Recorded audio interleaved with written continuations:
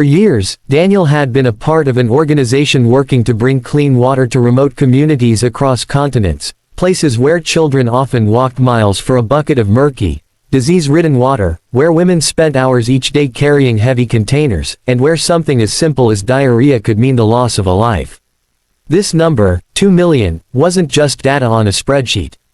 It was faces, hundreds of them Daniel had seen himself, grinning with joy as fresh, cold water gushed from newly drilled wells, as rusted buckets gave way to shiny taps, and as the dry earth grew dark and wet under the spray. Daniel thought of Sifa first. She was 12 when he met her, barefoot, shy, and with eyes that carried the weight of someone much older. Her daily routine was the same as every girl in her village: wake before dawn, walk to the river with her friends, fill a 20-liter jerry can, and carry it home balanced on her head.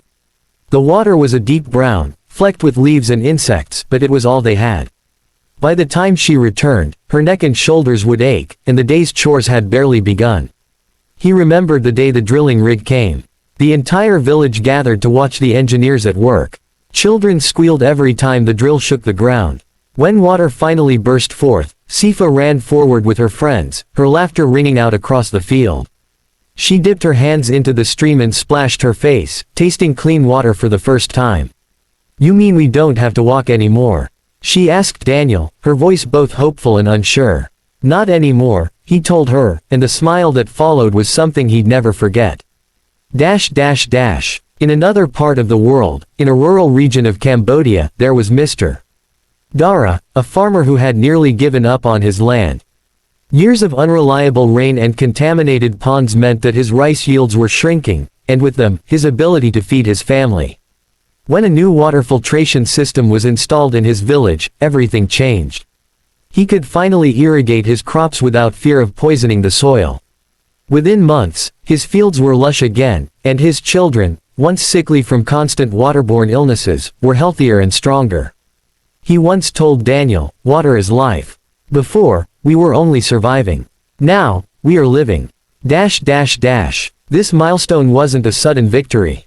It was decades of work, teams braving scorching deserts, dense jungles, and war zones to build wells, lay pipes, install solar pumps, and teach communities how to maintain them.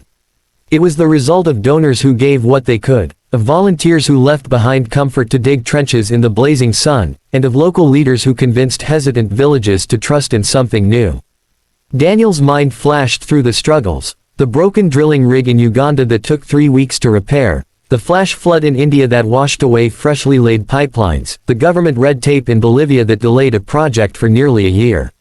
Every step forward had been met with obstacles, but each clean glass of water made it worth it. The number, 2 million, wasn't just global. It was deeply personal. Daniel had been there for enough first drops to know the way people's eyes lit up, the way strangers hugged each other, the way someone always filled a cup and took a long, slow sip, as if to make the moment last forever. He thought of Mama Aisha in Tanzania, a grandmother who raised 7 children and 16 grandchildren. Before the well, they had lost 2 little ones to cholera. She had told him, "I will never forget the day the water came." It was like God had finally remembered us. He also thought of the young mothers in rural Peru who no longer feared giving their babies a drink, and the schoolgirls in Malawi who now had time to study instead of hauling water for hours. Each story was a piece of that giant number. 2 million meant 2 million Sifas, 2 million Daras, 2 million Mama Aishas, each one a life forever changed. Later that morning, the village gathered for a small celebration. Word had spread quickly about the milestone, and even though Daniel hadn't planned to announce it here, the locals insisted. Someone brought drums. Someone else set up a battered speaker to play music. Under the shade of the giant acacia tree, the community leader, a man named Joseph, stood to speak. His voice carried the authority of someone who had lived through decades of hardship. "When you brought the well to our village," Joseph began, "you brought more than water. You brought dignity. You brought time back to our women. You brought health to our children. And now, we are part of something bigger. We are part of 2 million stories of hope." The crowd erupted in applause. Daniel felt a lump in his throat. He had always believed in the mission, but moments like this grounded it in something even greater: human connection. By evening, as the sun sank into a horizon painted with orange and gold, Daniel sat on the steps of the small office building where he worked. Children ran past him, chasing each other with splashes from freshly filled buckets. Somewhere nearby, a mother was singing as she washed clothes with clear water. A goat bleated from behind a fence.